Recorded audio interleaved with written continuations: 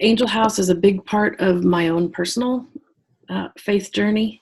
And I started working in East Africa when I was a senior in college, the summer after my senior year of college. And along the way, in the years where I was preparing to launch full time into mission work in Africa, we lost my brother. And so instead of going into a teaching role, which I had done previously, I started looking for mission projects that worked specifically with kids who had lost their parents, and came upon Angel House when it was 4 years old. And they, at the time, so they began in 2005.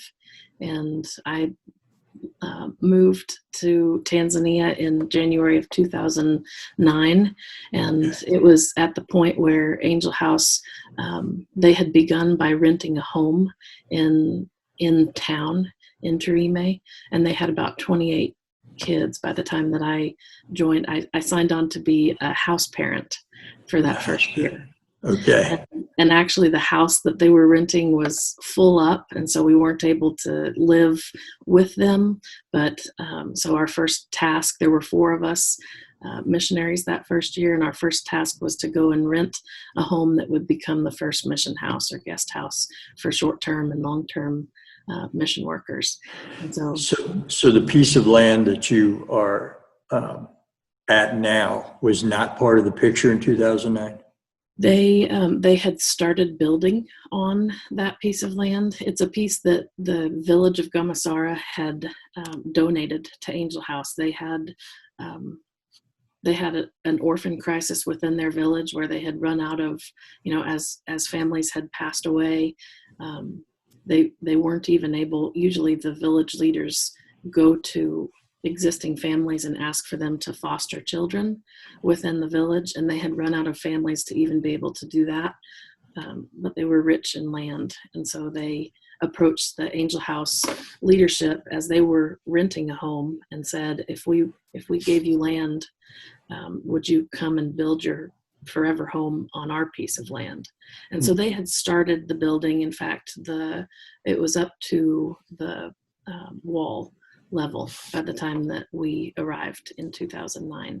And so most of the year of 2009, the construction project was finishing the kids' house, the house that they live in now.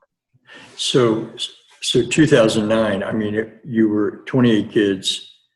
It's kind of ground zero compared to what it is now. How many children are in the school and or orphanage? Or both? So we have 63 children who are living in Angel House right now, and 21 who have graduated from some type of college setting, soon to be 23. That's why I paused. 23 graduates, and then the student body at the school is about 350. And the student body is a kind of a group of 3 different types of students. One, kids who are growing up at Angel House. Another, kids from anywhere, the surrounding village, the town. People come from very far away in Tanzania to study because the school is performing well.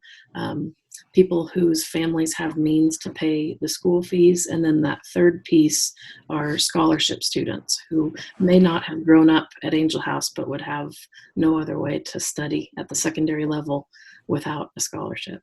Okay. And speaking of those scholarship students, we have a video that I'd like to share right now that is one of those students, Alphonse, right? Mm-hmm. And Alphonse is coming back.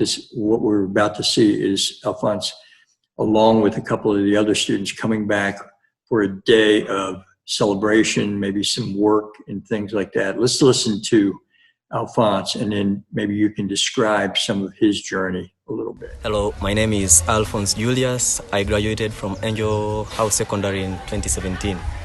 I'm currently a law student at Mzumbe University. And we have come today on 10th of October 2020 at Angel House as ex-students of this school to visit the orphans at our center because first, they were our friends once we were here, and second, we feel touched by their life, and we have the urge to help these kids. And we have brought several things, and it won't be the last time, actually. We, as as the current university students, we plan to do many things like this as the days goes. And the main aim is to make the kids not to feel alone and to be happy always. Thanks. Okay, so he is coming back. Tell me what he's doing in that video, and because it looks like you've got students who've now graduated that are coming back and helping out in some form or fashion. Yeah, and I have a very soft spot in my heart for the scholarship students because they are destitute in one way or another, even if they're not a total orphan. He is an albino, and that's a very dangerous position in many parts of Tanzania, used for witchcraft. And he has been offered a scholarship. He was scholarshiped through elementary school and then came to us and asked for an opportunity to be a scholarship student at Angel House, and was our school chaplain. So much great leadership within him.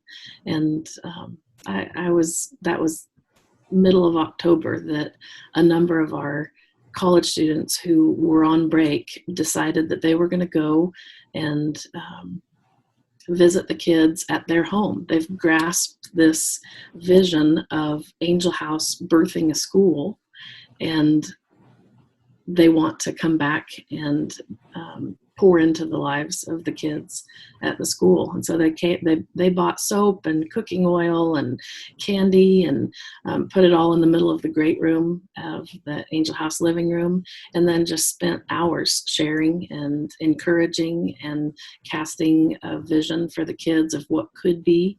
And no matter where you are right now in your lives, God has a great plan for you. And I could have never, it was beyond what I could have hoped for, that we as adults pour into the lives of the students in our midst, and for them to be able to come back and then pour into the lives of our children is full circle. Oh, that's awesome. Well, let me come back now kind of to what we are this Christmas helping with in terms of our gift of Advent. And this kitchen that we've been talking about here at Tip City is real time for what you guys are doing. And you know, as we were talking earlier, it's taken a long time. Why has the construction of the kitchen taken so long? A lot of our construction projects take a long time. This is the biggest endeavor that we have started in the course of what is now the campus. You know, it started with the children's home and then has moved over into the tailoring project and then the school. And it's a huge building, and all that we receive on their behalf goes to the kids first. And okay. So that monthly household budget and their educational fees, their tuition, school supplies. And so we are able to build from the surplus after our monthly budget is taken care of. And so it just goes more slowly. Yeah, I appreciate that. Tell me what this kitchen and this dining hall will mean for the kids. Well, I was contemplating just the idea of a kitchen and what that means in my own family's home. And it's in our home, it's the start of the day. And Lawrence loves breakfast, and he's kind of tried to make that a very important part of our boys' life too. But it's the place where not only do you come together, but you fuel what is to happen for the rest of the day. And so I think I very similarly in the school, yes, food is served in the kitchen, and that's an important part, but you could go further and say that's where all of the moms congregate. You know, we have a number of, and there's a couple of gentlemen too on our staff that are cooks, but it's where the parents come and work hard to make sure that the kids' stomachs are fueled for then what needs to happen in the classroom. I've seen just bits and pieces of pictures of the dining hall, you know, as it's been under construction, and it looks like a wonderful spot. I know right where it is because I remember in 2015 or 16 when I was there, you guys walking me over that land area where it was going to be, you know, and so this is a very exciting project, Holly. And it's even bigger than, it is where the kitchen is going to be located, but it is where the student body worships every Sunday. And it's where our graduations will be held. It's where school debates are, where the choir sings. And so it goes even further. It's a place where we're going to be able to offer that building up to the village for village meetings or weddings to be had, you know, even outside of the Angel House family. So it's been exciting, and we're pretty excited to get it finished.